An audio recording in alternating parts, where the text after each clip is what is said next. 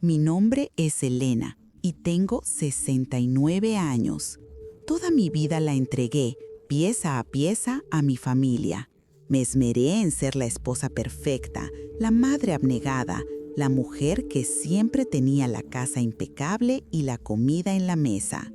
Pero en ese momento, parada en el umbral de mi propia cocina, escuchando a mi nuera Sofía pedirme, con una voz apenas velada por la cortesía, que sirviera el café y los panes dulces a sus amigas, sentí que mi mundo se desmoronaba.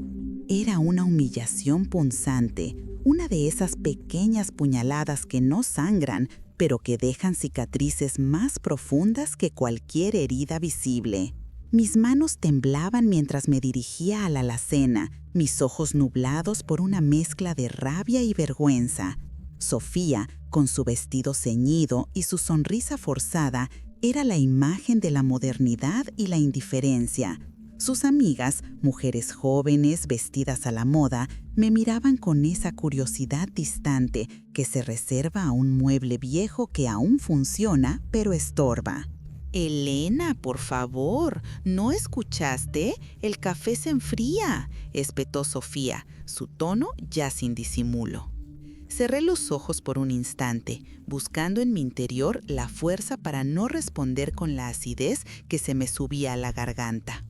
La verdad es que me sentía invisible, una sombra en mi propio hogar, la casa que construí con mi difunto esposo Guillermo, ladrillo a ladrillo, sueño a sueño.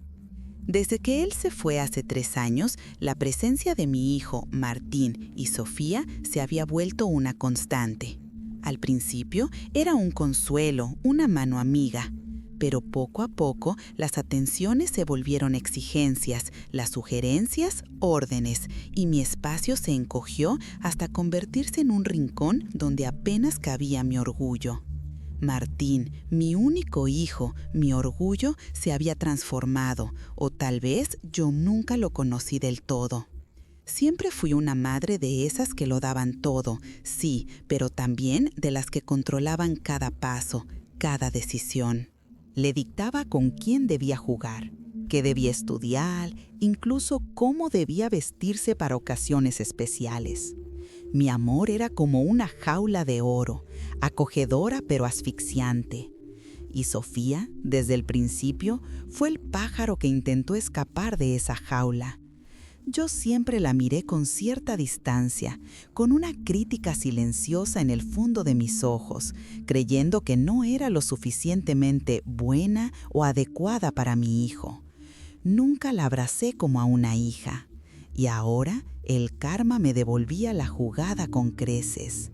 Me acerqué a la cafetera con la lentitud impuesta por la dignidad maltrecha. Serví con cuidado, mis manos firmes a pesar del temblor interno. Las risas de las amigas de Sofía llenaban la sala, ajenas a mi tormento silencioso. Eran risas huecas, banales, sobre viajes exóticos y ropa de marca. Yo, en mi delantal floreado, parecía pertenecer a otro siglo, a otro mundo. Mientras la servía, sentí la mirada condescendiente de una de ellas. «¡Ay, qué linda, doña Elena! Siempre tan atenta», dijo con una sonrisa que no llegó a sus ojos. El comentario, más que un elogio, sonó a una confirmación de mi papel de sirvienta. Una sirvienta gratuita, además. Me retiré a la cocina, el corazón latiéndome con una fuerza inusitada. Necesitaba un momento a solas, un respiro. Mi mirada erró por el lugar, buscando algo, cualquier cosa que me anclara a la realidad de mi propia existencia. Fue entonces que mis ojos se posaron en el pequeño cajón de la vieja cómoda que mi abuela me había heredado. Llevaba años sin abrirlo, lleno de cachivaches olvidados, de recuerdos empolvados. Era el lugar donde guardaba los objetos que no tenían un sitio, pero que tampoco quería desechar. Con un suspiro lo abrí. En su interior, entre hilos de coser viejos, botones desparejados y algunas cartas amarillentas, encontré un pequeño cuaderno forrado en tela de cuadros, con las hojas ya desprendiéndose del lomo. Era mi antiguo recetario. No el que usaba a diario para las comidas familiares, sino el de mis recetas, las que mi mamá me había enseñado, las que experimentaba en secreto cuando era joven y soñaba con tener mi propia pastelería.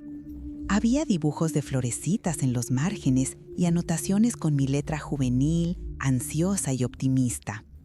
Junto al recetario, una fotografía descolorida. Yo, joven, con un mandil impoluto, sonriendo ampliamente, rodeada de bandejas de churros y buñuelos recién hechos, en la cocina de la panadería de mi tío José, donde ayudaba los fines de semana antes de casarme con Guillermo. Mi cabello oscuro recogido en una trenza, mis ojos llenos de luz, de una alegría que había olvidado que existía.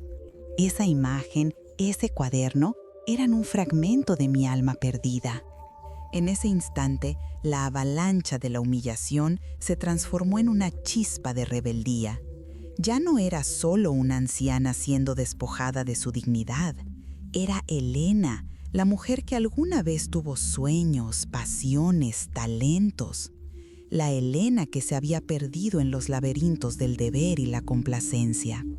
Mi matrimonio con Guillermo fue bueno, sí, lleno de amor y estabilidad, pero también me pidió que dejara atrás mis ambiciones.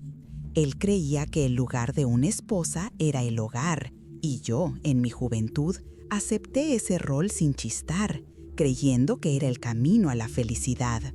Mi vocación de cocinera quedó relegada a los banquetes familiares, a las cenas de Navidad, a los postres de cumpleaños. Nunca más fue para mí, fue siempre para los demás. Y ahora lo que estaba sintiendo era el peso de esa decisión, de esa autoanulación. De repente, la idea de Sofía pidiéndome que sirviera no era solo una ofensa, era un recordatorio brutal de cómo yo misma había contribuido a mi propia invisibilidad. Mi carácter sí, siempre fue fuerte, dominante, pero lo usé para controlar, no para afirmar mi propia identidad. Con Martín fui demasiado protectora, demasiado crítica. Lo crié con la idea de que siempre sabría lo que era mejor para él, sin darle espacio para sus propias decisiones. Y con Sofía admito que no fui la suegra ideal.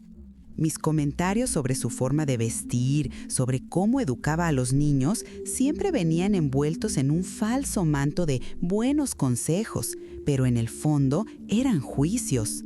Yo había cavado con mis propias manos parte de este abismo. El recetario, ese pequeño tesoro de papel y tinta, no era dinero, no era una herencia escondida, pero en ese momento valió más. Valía la promesa de una resurrección, de una identidad recuperada. Recordé la alegría de amasar, el aroma de la canela y la vainilla invadiendo la cocina, el burbujeo del azúcar caramelizándose. Una emoción extraña, casi olvidada, recorrió mi cuerpo. No era solo rabia, era la tenue luz de una esperanza naciente. Mi vida no podía seguir así, a la sombra de los demás. La idea de vender la casa, que Sofía había insinuado varias veces con una sutil insistencia, se sintió como una amenaza mucho más palpable ahora, una amenaza a este pequeño santuario de mis recuerdos. No permitiría que me arrebataran mi hogar, no así, no sin pelear. Y la batalla, lo supe en ese instante, empezaría conmigo misma. Cuando salí de la cocina, el ruido de la conversación en la sala había disminuido. Sofía me miró, esperando que sirviera más café. Mi mirada se encontró con la suya, y por primera vez en mucho tiempo no bajé la vista. La sostuve. Sentí una fuerza nueva, una quietud interna que me sorprendió. Ella pareció notar algo diferente. Una leve sombra de confusión cruzó su rostro. ¿Pasa algo, Elena?, preguntó, su voz con un deje de impaciencia. Negué con la cabeza. Una pequeña sonrisa se dibujaba en mis labios. Nada, hija. Solo pensaba que ya es hora de que prueben mis conchas de anís. Creo que hoy me saldrán mejor que nunca. Sus amigas se miraron y Sofía frunció el ceño. Sabía que no se refería a los panes dulces comprados que ya estaban en la mesa. Estaba hablando de algo más profundo, algo que la confrontaba directamente. Pero no dijo nada. Esa fue mi primera victoria silenciosa. La batalla apenas comenzaba, pero el arma, mi recetario, estaba en mis manos. Y con él, la promesa de recuperar no solo mi casa, sino mi propio yo. Los días siguientes se convirtieron en un purgatorio silencioso.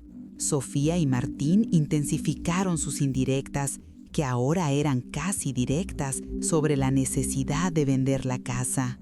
«Mamá, esta casa es muy grande para usted sola», decía Martín, con una voz que intentaba sonar conciliadora, pero que estaba llena de la misma impaciencia que la de Sofía. «Los impuestos, el mantenimiento, son muchos gastos. Piénselo, podría tener un apartamento más cómodo, sin tantas escaleras, sin tanto que limpiar». Yo solo escuchaba, asintiendo a veces sin comprometerme, mientras mi mente bullía con los recuerdos de mi recetario y la fotografía de mi juventud. La imagen de mí misma, sonriente entre los churros, era mi refugio, mi pequeño secreto de rebelión. Mientras ellos hablaban, yo planeaba. En mi cabeza ya estaba horneando, amasando, sintiendo la harina en mis manos. Una tarde, mientras Sofía organizaba una venta de ropa usada en el patio, para lo que ella llamaba deshacerse de lo viejo, oí una conversación que me heló la sangre. Estaba en la cocina doblando ropa recién lavada cuando las voces de Sofía y una de sus amigas llegaron a mí, claras como el agua, a través de la ventana abierta. «No sé qué hacer con la vieja de verdad», decía Sofía, refiriéndose a mí. «Está terca, no quiere entender que necesitamos ese dinero. La hipoteca del negocio de Martín está por las nubes, y con lo de Isabela», se interrumpió, su voz bajando a un susurro que apenas pude escuchar. «Lo de Isabela es lo que más me duele, Tere. Los doctores dicen que la operación en Houston es nuestra única esperanza. No hay seguro que cubra eso, no así. Y Martín está desesperado, ya sabes cómo es de orgulloso. No le gusta que la gente sepa que estamos hasta el cuello». Mi nieta, Isabela, la más pequeña, tenía una cardiopatía congénita. Lo sabía, claro, pero ignoraba la gravedad, la urgencia de esa operación y la desesperación que había llevado a mis hijos a verme como un obstáculo, no como una madre. Esa información, cruda y dolorosa, me golpeó como un mazazo. Por un lado, sentí una punzada de culpa. Quizás si yo no hubiera sido tan controladora con Martín, tan crítica con Sofía, ellos habrían confiado en mí, me habrían pedido ayuda de otra manera. Si les hubiera abierto mi corazón, en vez de levantar un muro de reproches silenciosos, tal vez no estaríamos en esta situación. Mi propia rigidez, mi dificultad para expresar afecto sin reservas, había contribuido a esta distancia insalvable. Me había aferrado a la idea de que una madre sabe más, y con eso había sofocado la autonomía de mi hijo y, por extensión, de su familia. No era una santa, lo sabía. Había sido una suegra que, aunque nunca dijo una mala palabra directamente, con sus miradas, con sus silencios, con sus sugerencias, había sembrado una semilla de resentimiento. Y ahora, esa semilla había florecido en este intento de desalojo. La casa era mi santuario, el último vestigio de mi vida con Guillermo.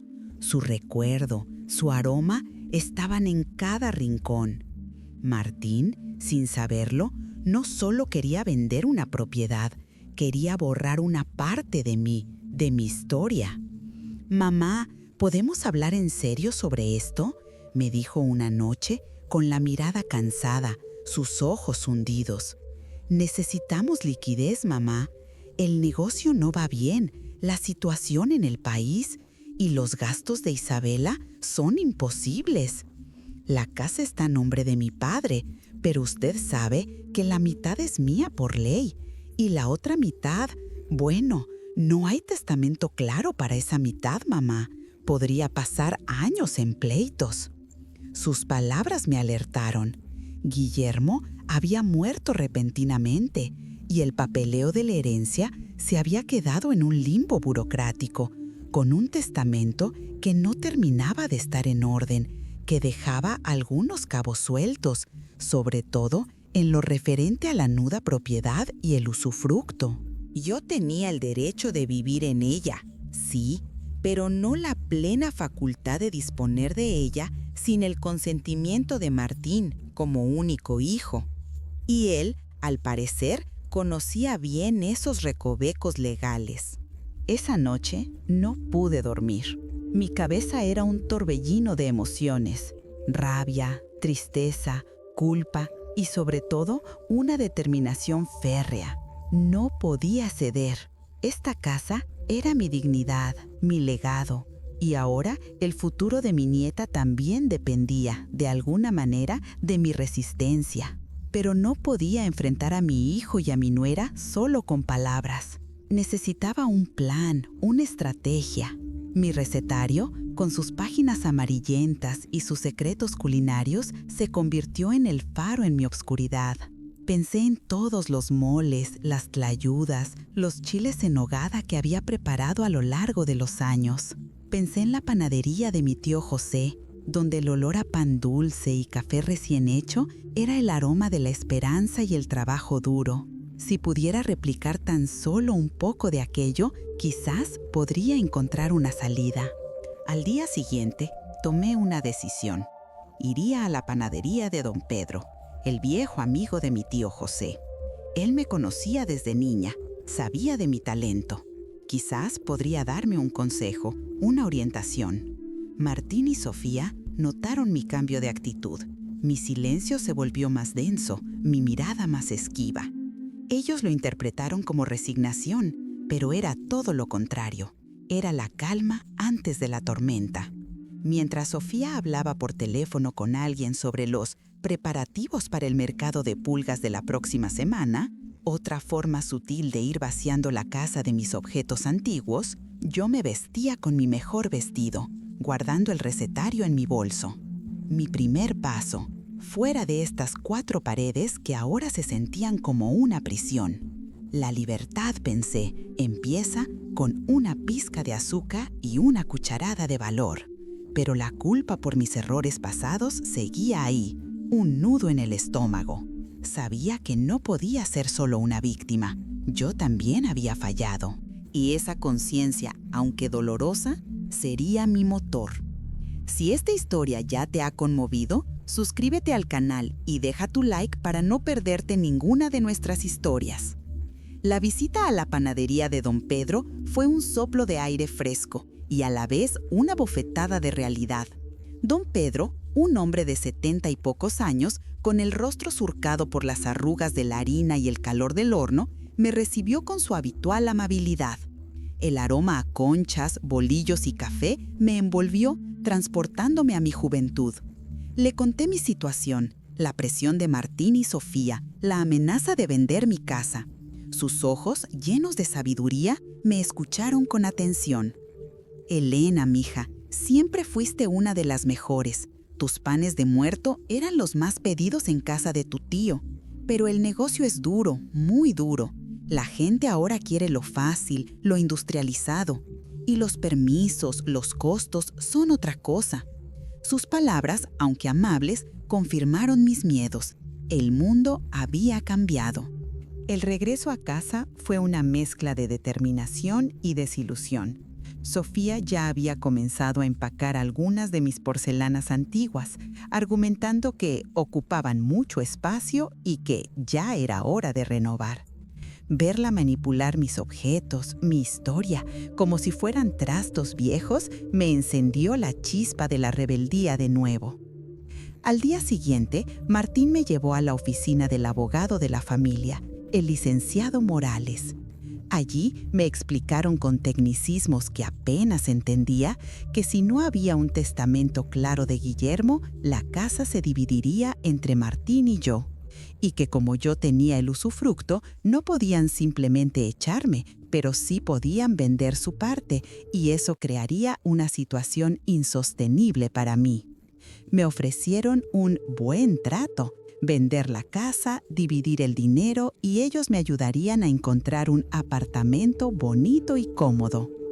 «Es por su bien, mamá», dijo Martín, con un tono que no dejaba lugar a discusión. Me sentía acorralada, sola. El licenciado Morales era un hombre frío que solo veía números, no la historia de una vida. Salí de esa oficina con un nudo en la garganta, la cabeza dándome vueltas. Fue mi primer gran fracaso, mi primer revés legal. Me sentí pequeña, insignificante frente a la burocracia y la determinación de mi propio hijo. Pero la visión de Sofía empacando mis cosas y el recuerdo de don Pedro hablándome de mis panes de muerto me impulsaron. No sería fácil, lo sabía, pero no podía permitir que me arrebataran mi hogar sin luchar. Decidí empezar con lo que sabía. Saqué mi recetario, el de mis secretos, y elegí una receta de empanadas de cajeta que siempre fueron el deleite de todos. Compré los ingredientes con mis últimos pesos, aquellos que guardaba para alguna emergencia o para dar a los niños. Ahora los usaba para mí. Esa noche, con el corazón en la mano, horneé. El olor dulce y reconfortante llenó la cocina. No eran perfectas. La primera tanda se quemó un poco por mi inexperiencia con el horno nuevo de Sofía, pero la segunda salió bien. Al día siguiente, con un pequeño canasto cubierto con un paño bordado, salí a la calle.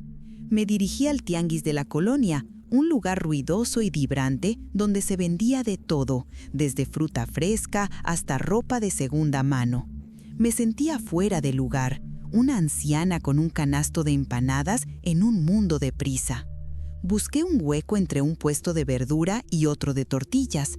Extendí mi paño y coloqué mis empanadas con la esperanza de que alguien se interesara. Las horas pasaron lentamente.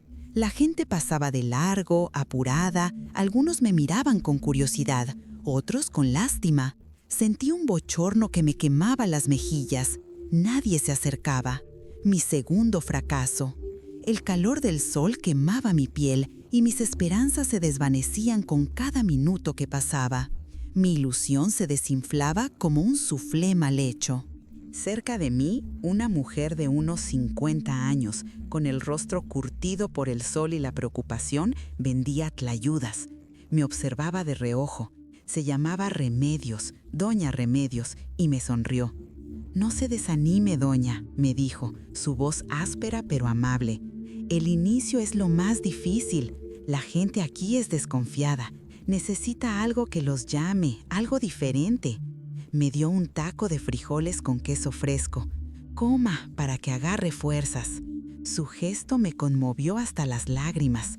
Era la primera muestra de genuina amabilidad que recibía en mucho tiempo, una pequeña luz en mi oscuridad. Compartir ese taco con ella, sentada en el suelo del tianguis mientras el bullicio continuaba a nuestro alrededor, me hizo sentir menos sola. Me di cuenta de que la ayuda, si llegaba, no vendría de mi familia, sino de donde menos lo esperaba, de la comunidad, de las manos trabajadoras y generosas de la gente sencilla. No había tesoros escondidos, solo el valor de empezar de nuevo y la bondad inesperada de una extraña. El revés con el licenciado Morales me había dejado un sabor amargo, pero la charla con doña Remedios me había infundido una nueva dosis de determinación. Ella me sugirió que fuera a la Defensoría Pública, un lugar donde abogados del gobierno ayudaban a la gente sin recursos. Me advirtió que sería un proceso lento, lleno de papeleo y esperas interminables, pero que era mi derecho. Al día siguiente, me armé de valor y me dirigí a la dirección que doña Remedios me había dado. El edificio era viejo y desgastado, con pasillos laberínticos y un aire pesado de desesperación y burocracia. La sala de espera estaba atestada de personas con rostros cansados, cada una con su propia carga de problemas. Sentí que era solo una más en un mar de desgracias. Esperé por horas, mi paciencia puesta a prueba. Finalmente, una joven licenciada, de nombre María, con una mirada amable pero firme, me atendió. Le conté mi historia, la casa, la presión de Martín y Sofía, la falta de un testamento claro. María me escuchó atentamente, anotando en su libreta. Doña Elena, su caso es complejo. Usted tiene el derecho de usufructo, lo que significa que puede vivir en la casa hasta su fallecimiento, pero la propiedad legal, la nuda propiedad, puede ser de su hijo si no hay un testamento que especifique lo contrario o si hay otros herederos. La casa fue de su esposo, y si él la heredó de sus padres, la situación se complica aún más. Su hijo tiene una parte legítima. Venderla sin su consentimiento sería ilegal, pero él podría presionar para comprar su parte o forzar una venta compartida. Necesitaremos recabar muchos documentos, investigar el historial de la propiedad en el registro público. Esto va a tomar tiempo, mucho tiempo. Sus palabras me dieron una esperanza, aunque tenue. No podían simplemente echarme, pero la batalla legal apenas comenzaba y el camino se veía largo y tortuoso. Volví al tianguis esa semana, esta vez con una receta diferente, atole de arroz y unos cuantos tamales de dulce envueltos en hojas de maíz. Doña Remedios me había aconsejado probar con algo más tradicional y reconfortante. Me acomodé en mi pequeño espacio, esta vez con más confianza. Doña Remedios se acercó con una olla de frijoles charros y una sonrisa. «Aquí estoy, doña. Unas manos no sobran». Me ayudó a montar mi pequeño puesto. Ese día vendí algunas tazas de atole y un par de tamales. No fue un éxito rotundo, pero fue suficiente para cubrir los ingredientes y tener unas pocas monedas en el bolsillo. Un pequeño triunfo, pero un triunfo al fin y al cabo. Sentí el calor del dinero ganado con mi propio esfuerzo y una satisfacción que no experimentaba en años. La licenciada María me llamó una semana después. Necesitaba que fuera al registro público de la propiedad para revisar los papeles de la casa y también a la notaría donde Guillermo había hecho un borrador de testamento que nunca llegó a ser finalizado. Cada viaje era un desafío. El transporte público era cansado, los trámites burocráticos agotadores. En el registro público me encontré con papeles antiguos, letras ilegibles y una maraña de trámites que parecían diseñados para desmotivar a cualquiera. Descubrimos que la casa había sido una herencia de los abuelos de Guillermo y que el testamento de su padre, el que le dejó la casa a Guillermo, tenía cláusulas de usufructo que ahora complicaban mi propia situación. La historia de la propiedad era un laberinto. En la notaría me mostraron un borrador de testamento donde Guillermo me dejaba la casa, pero no estaba firmado ni atestiguado, por lo que no tenía validez legal. Mi esperanza volvió a tambalearse. Este era otro revés, no un fracaso total, pero sí una confirmación de la lentitud y dificultad del proceso. Mientras tanto, en casa, la situación con Martín y Sofía empeoraba. Empezaron a cortar la luz en ciertas partes de la casa, a argumentar que la estufa gastaba demasiado gas, a dejar de comprar ciertos alimentos básicos. «Es que la situación está muy difícil, mamá», decía Sofía, con una falsa pena en su voz. «Tenemos que ahorrar. Si vendiéramos la casa, no tendríamos estos problemas». Era una presión constante, una guerra de desgaste. Yo me defendía cocinando mis propios alimentos, usando una parrilla eléctrica pequeña que tenía guardada. Mi pequeño negocio en el tianguis apenas me daba para cubrir mis gastos y los pocos insumos de cocina, pero era mío. Mi dignidad se mantenía en cada tamal que vendía, en cada atole que preparaba. Doña Remedios se había convertido en mi confidente. Me hablaba de su propia lucha para sacar adelante a sus nietos mientras su esposo estaba enfermo. Su fortaleza me inspiraba. Me di cuenta de que no estaba sola en esta batalla. Mi pequeña, humilde red de apoyo, mi habilidad para cocinar, eran mis únicos y verdaderos aliados, y con ellos sentí que podía enfrentar lo que viniera. La licenciada María se convirtió en mi faro en el oscuro laberinto legal. Era una mujer meticulosa y apasionada por su trabajo, y aunque tenía muchos casos, me dedicaba el tiempo necesario. Me explicó en detalle la figura del usufructo vitalicio, que me permitía vivir en la casa de por vida, pero también las limitaciones que implicaba. Martín tenía lo que se llama la nuda propiedad, lo que significaba que él era el dueño, pero no podía usar la casa mientras yo viviera en ella. Podía vender su nuda propiedad, pero el comprador no podría habitarla hasta que yo faltara. Esto hacía que la casa fuera menos atractiva para un comprador común, lo cual era mi ventaja. «Doña Elena, esto es una guerra de paciencia», me dijo María un día, mientras revisábamos unos viejos recibos de predial que demostraban que Guillermo había pagado la casa por décadas. «Tenemos que demostrar que usted ha sido quien ha mantenido la casa, quien la ha habitado. Eso fortalece su posición».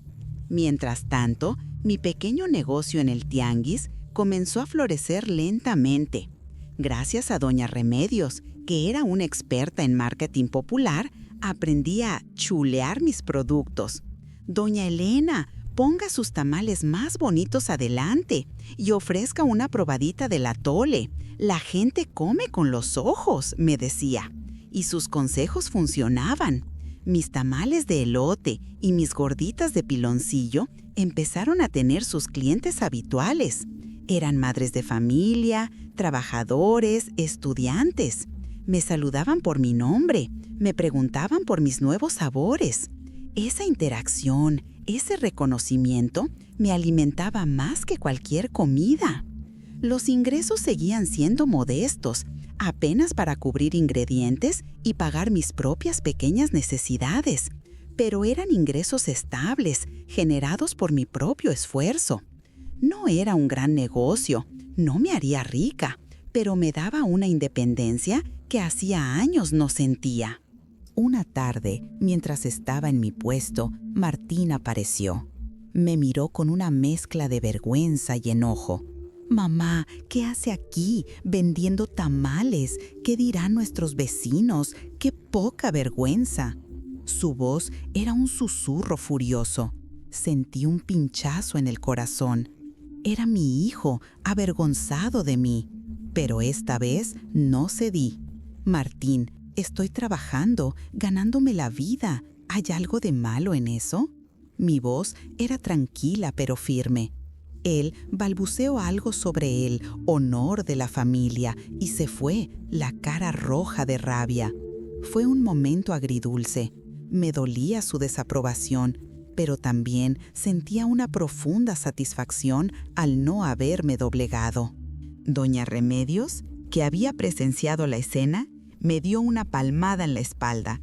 «No haga caso, doña. El que se avergüenza del trabajo honrado es que no sabe lo que es ganarse el pan». Me invitó a cenar a su casa esa noche. Su hogar era pequeño, pero lleno de calor y risas, a pesar de las dificultades. Su esposo, don Chucho, estaba postrado en cama y sus nietos correteaban por la casa. Me abrió su corazón, contándome la historia de cómo perdió su propio negocio por una deuda inesperada y cómo tuvo que empezar de cero en el tianguis. Sus ojos reflejaban el dolor de sus propias batallas, pero también una resiliencia inquebrantable. Compartimos frijoles y tortillas, y en esa mesa sencilla me sentí más en familia que en mi propia casa. Doña Remedios no era un ángel caído del cielo, era una mujer real, con sus propios problemas, sus propias penas, pero que encontraba fuerza en la comunidad y en la solidaridad. Gracias a la confianza que había establecido con mis clientes, una señora me preguntó si podría hacer una tanda grande de tamales y atole para una pequeña fiesta familiar. Era mi primera orden grande. Acepté con entusiasmo, aunque sentí un escalofrío en la espalda. Era un desafío, pero también una oportunidad. Doña Remedios se ofreció a ayudarme sin pedir nada a cambio. Para eso estamos, comadre, una mano lava la otra. Con su ayuda y la de sus nietas, que eran unas jovencitas muy vivaces, nos pusimos manos a la obra. La cocina de mi casa, que por tanto tiempo había sido un lugar de humillación, se transformó en un centro de producción. El aroma a masa de tamal, a canela y quiloncillo llenaba cada rincón. Por primera vez en años sentí que ese espacio era verdaderamente mío, lleno de vida y propósito. La ayuda de Doña Remedios era crucial. Ella no era una solución mágica, sino una compañera en la lucha, alguien con quien compartir el trabajo y la incertidumbre. Era una ayuda real, basada en el respeto y la necesidad mutua. Esa noche, mientras la cocina bullía con nuestra actividad, me sentí viva por primera vez en mucho tiempo. La elaboración del pedido para la fiesta fue una odisea. Nos pasamos toda la noche trabajando, sudando y riendo. Doña Remedios y sus nietas eran incansables, pero el destino, siempre caprichoso, decidió ponernos a prueba. A mitad de la noche, justo cuando habíamos terminado de cocer la primera tanda de tamales, la licuadora de la casa de Sofía y Martín, la que yo estaba usando para la salsa, se descompuso. Era una licuadora vieja que ya venía dando problemas, pero justo esa noche decidió rendirse por completo. Un ruido metálico y se detuvo. ¡Ay, mi Dios! ¿Y ahora qué hacemos?, exclamó una de las nietas de Remedios, la jovencita Alma, con los ojos bien abiertos. Sin licuadora, no había salsa para los tamales salados, ni masa para los dulces. Sentí un escalofrío recorrer mi espalda. Otro fracaso inminente. La inversión ya estaba hecha y el tiempo se agotaba. Pero Doña Remedios, con su sabiduría callejera, no se amilanó. «Ánimo, Elena, no es el fin del mundo. ¿Tenemos un metate? ¿Una piedra? Pues a moler a mano se ha dicho. Y si no, el molcajete no falla». Recordé el viejo molcajete de mi abuela, guardado en el fondo de una alacena. Era pesado, difícil de usar para grandes cantidades, pero era una opción. Nos pusimos a moler el chile, el tomate, las especias, con la fuerza de nuestros brazos. Las manos nos dolían, pero el espíritu no decayó. Las nietas de Doña Remedios, a pesar de la hora y el cansancio, se turnaban, riendo y bromeando. Esa noche descubrí la fuerza de la comunidad, la resiliencia que nace de la necesidad y la amistad. Había algo profundamente espiritual en el acto de moler a mano, una conexión con mis ancestros, con las mujeres de mi tierra que habían hecho lo mismo por siglos. Era un trabajo arduo, pero estaba lleno de significado. Al amanecer, con la casa impregnada de los aromas de la comida mexicana y nuestras manos adoloridas pero satisfechas, terminamos. Los tamales estaban perfectamente cocidos, el atole burbujeaba suavemente en la olla y las gorditas esperaban ser empaquetadas. Cuando la clienta llegó, sus ojos se abrieron de asombro al ver la cantidad y la presentación. «Doña Elena, esto es una maravilla y huele delicioso», me dijo, pagándome con una generosidad que me hizo sonreír. El dinero que obtuve fue mucho más de lo que había esperado. No era una fortuna, pero era suficiente para cubrir mis gastos, pagar un poco a Doña Remedios por su ayuda y tener un colchón para mis necesidades. Sentí una alegría profunda, la alegría del trabajo bien hecho, de la adversidad superada. Este éxito, aunque pequeño, fue una victoria moral inmensa. Mientras tanto, la licenciada María seguía trabajando incansablemente en mi caso. Había solicitado copias certificadas de todos los documentos. Había revisado cada detalle del expediente de la propiedad. Habíamos pasado horas en el archivo de la ciudad, desenteando recibos antiguos de predial y agua a nombre de Guillermo.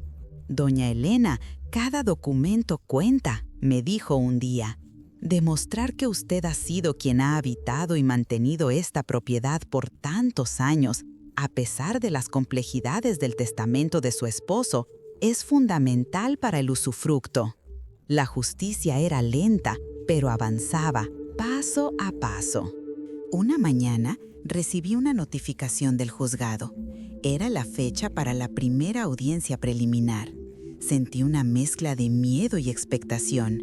Sería la primera vez que me vería cara a cara con Martín y Sofía en un entorno legal.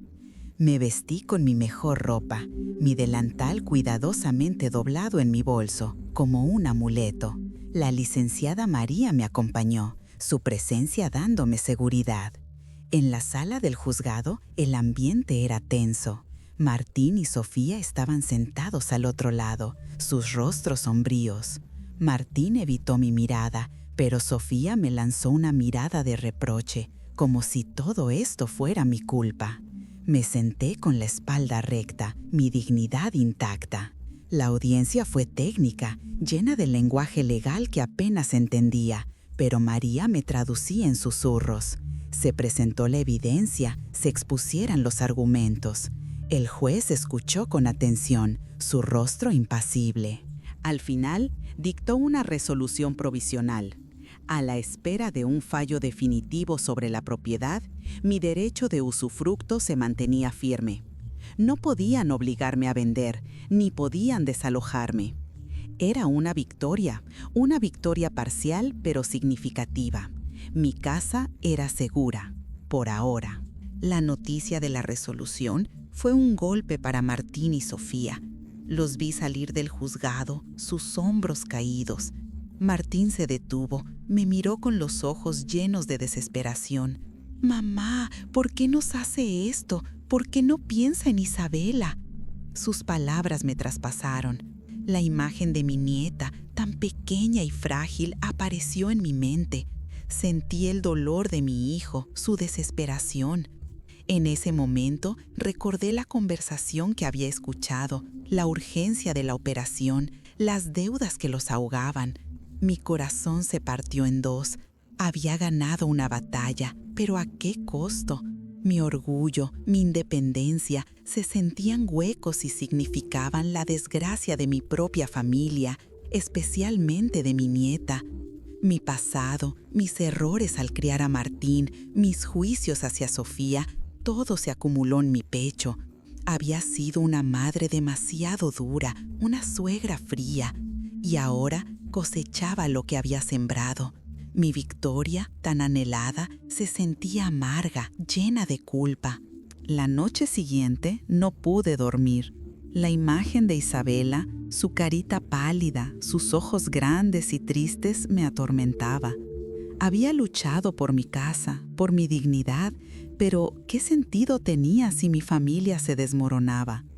Recordé mi conversación con doña Remedios, la importancia de la comunidad, de ayudarnos unos a otros. Y recordé la sabiduría de mi abuela, que decía que el perdón era la medicina más potente para el alma. Me levanté antes del amanecer, mi mente clara. Hice un café cargado y me senté en la cocina, el recetario abierto frente a mí. Esta vez no buscaba una receta para vender, sino una receta para el alma. A la mañana siguiente, con el corazón en la mano, fui a hablar con Sofía. La encontré en el jardín con la mirada perdida. «Sofía», le dije, mi voz apenas un susurro. Ella se sobresaltó. «Necesitamos hablar sobre Isabela». Su rostro se endureció. «No hay nada que hablar, Elena. Usted ya ganó». «No he ganado nada, hija», le respondí, con una sinceridad que la sorprendió. «Sé lo de Isabela, sé lo difícil que es su situación. Y sé que mis acciones, mis silencios, mis juicios del pasado no ayudaron. Fui una madre controladora con Martín y no te abracé como debía. Te pido perdón por eso». Las lágrimas comenzaron a caer por mis mejillas. lágrimas de arrepentimiento, de dolor, de amor. Sofía me miró, sus ojos llenos de sorpresa y desconfianza. «¿Pero por qué ahora?», me preguntó, su voz quebrada. «Porque no puedo vivir con la idea de que mi nieta sufra y de que mi familia esté rota. La casa es importante para mí, es mi historia, pero mi familia lo es más». Le propuse un plan. No vendería la casa, pero tampoco quería verlos hundirse. «Mi negocio de tamales está creciendo. No es mucho, pero es un comienzo. Podríamos usar la cocina, agrandar el negocio juntas. Yo aporto el conocimiento, la experiencia y tú la visión moderna, la forma de vender.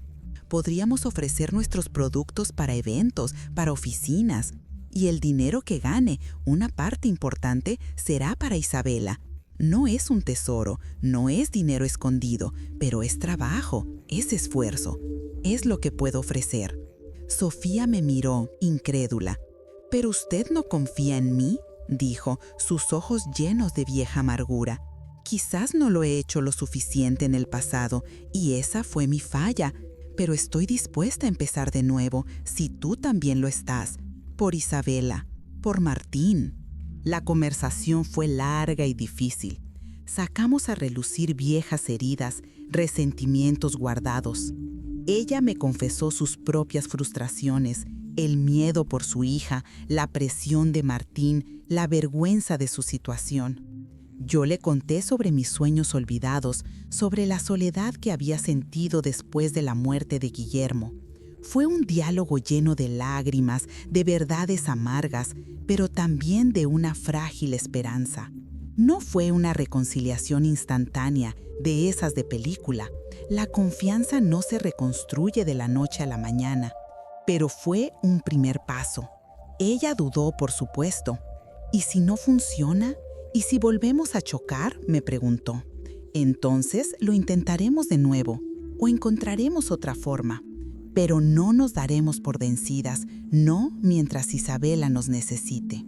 Suspiró y en sus ojos vi un atisbo de algo que no había visto en mucho tiempo: la esperanza.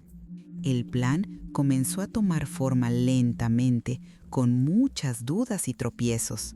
Sofía, con su habilidad para el diseño y las redes sociales, creó un pequeño logo y una página para nuestro negocio de tamales y antojitos caseros.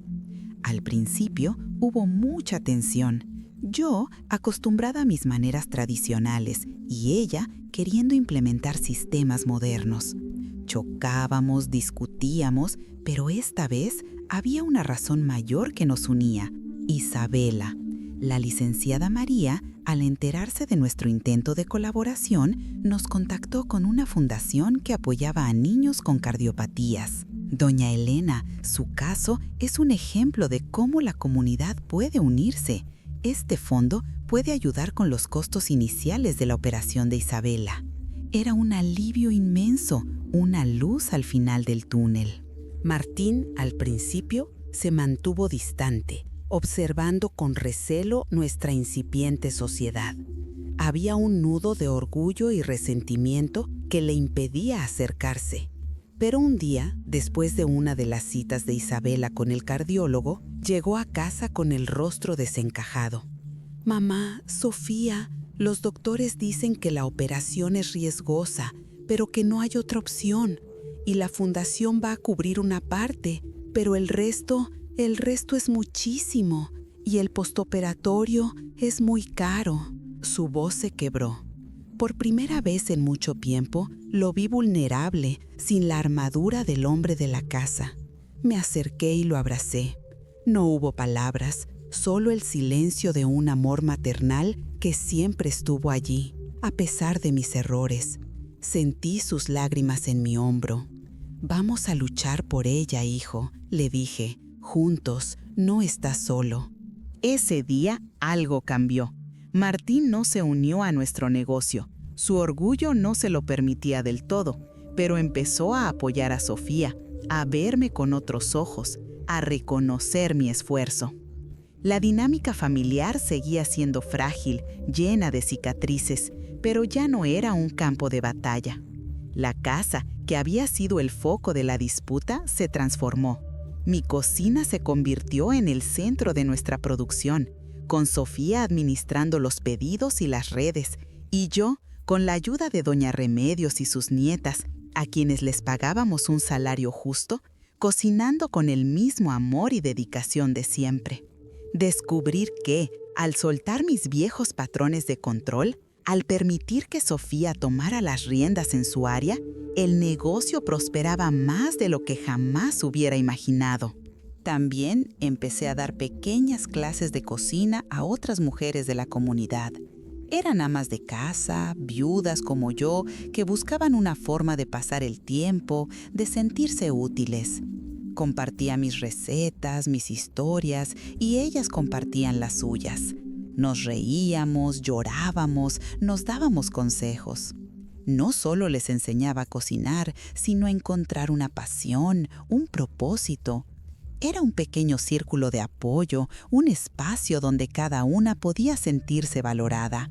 Mi propia experiencia me había enseñado que el mayor tesoro no era el dinero, sino la dignidad recuperada, la conexión humana y el sentido de pertenencia. Los meses pasaron, cargados de esfuerzo, de risas y de lágrimas. La operación de Isabela fue un éxito. Los costos fueron enormes, pero con la ayuda de la fundación, nuestros ahorros del negocio de tamales y algunos préstamos gestionados por Martín, logramos salir adelante.